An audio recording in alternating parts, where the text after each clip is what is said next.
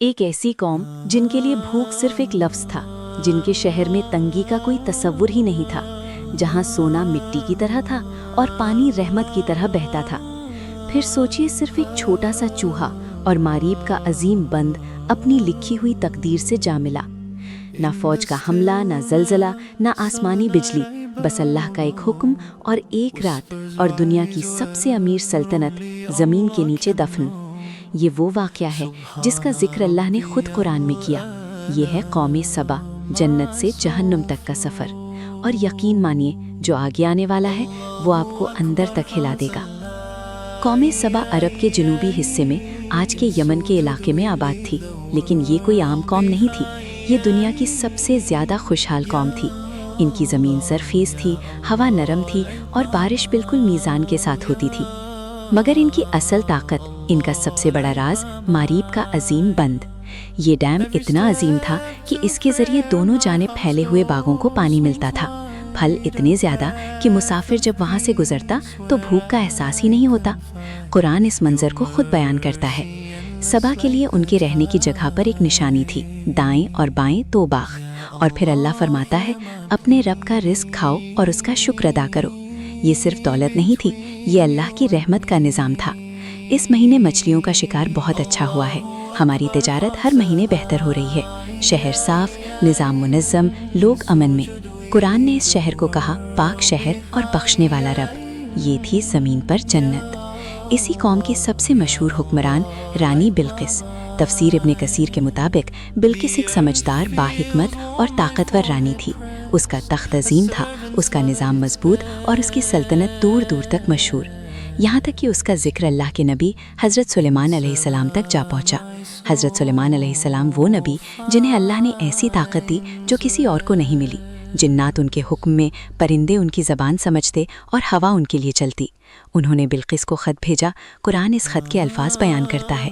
ये ख़त सुलेमान की तरफ से है और ये अल्लाह के नाम से शुरू होता है और दावत दी, अल्लाह के आगे सजदे में झुक जाओ। बिल्किस ने मशवरा किया, तोहफे भेजे, सोना, चांदी, जवाहरात, मगर सुलेमान अलैहिस्सलाम ने सब वापस कर दिया और फरमाया, जो अल्लाह ने मुझे अता किया है वो तुम्हारी दौलत से कहीं बेहतर है। यहाँ बिल्किस समझ गई कि ये कोई आम बादशाह नहीं, ये अल्लाह का नबी है। फिर वो खुद सुलेमान अलैहिस्सलाम के पास आई और जब शीशे के महल में दाखिल हुई तो पानी समझकर अपना लिबास उठाया। तब हकीकत खुली। उस वक्त बिल्किस ने कहा, परवरदिगार, मैं गलत थी, अब मैं अल्लाह पर ईमान लाती हूँ। और तफसीर इब्ने कसीर के मुताबिक बिल्किस के बाद कौमे सबा ने भी इस्लाम कबूल कर लिया। ये था सबा का रूहानी और दुनियावी उरूज। मगर वक्त हमेशा एक जैसा नहीं रहता। बिल्किस का दौर ख़त्म हुआ, नस्लें बदली, हुक्मरान बदले और वक्त के साथ शुक्र की जगह गुरूर ने ले ली। ये बाग हमने बनाए, ये बंद हमने खुद खड़ा किया, ये दौलत हमारी अक्ल का नतीजा है। अल्लाह का जिक्र कम होता गया और अपनी ताकत का नशा बढ़ता गया। अल्लाह ने उन्हें तबीह दी, नबी भेजे, मगर उन्होंने मजाक उड़ाया। नबियों ने उनसे कहा, ये बाग तुम्हारी अक्ल का कमाल नहीं, ये रब की रहमत है। अगर तुमने शुक्र छोड़ दिया तो ये रहमत तुम पर बोझ बन जाएगी।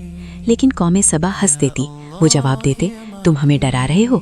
देखो, हमारा मारीब बंद पहाड़ों की तरह मजबूत, क्या तुम्हारा रब उसे भी गिरा सकता है?